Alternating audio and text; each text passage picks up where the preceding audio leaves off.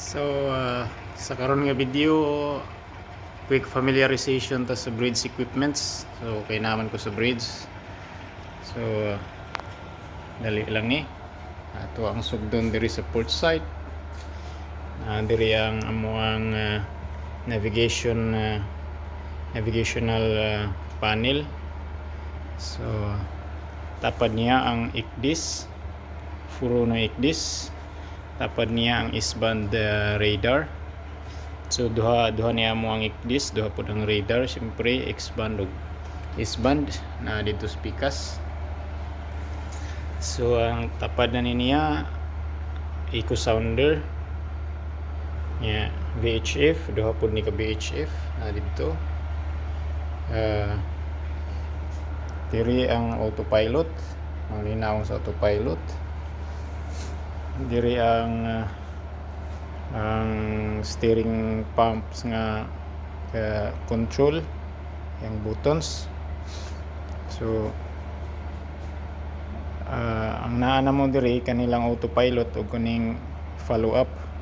So man ni silbi niya hand steering na mo, wala ni siya manubila o wala ni manubila kani bow thruster o stern thruster kani engine throttle kani ang steering gear pumps alarm panel. So diri sad naatay mo ninaw sa GPS, duha ka book GPS 1 ug 2. So kana siyang magnetic, kana siya ang radar indicator gamay kayo, kana siya ang gyro repeater. Mao ni siya ang AIS, mao ni nawong sa AIS.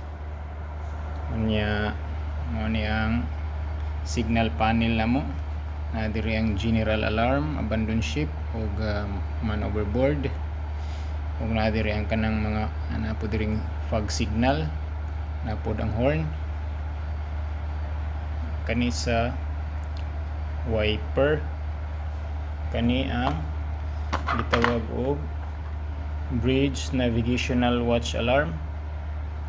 So karon naka deactivate kay wa man may biyahe.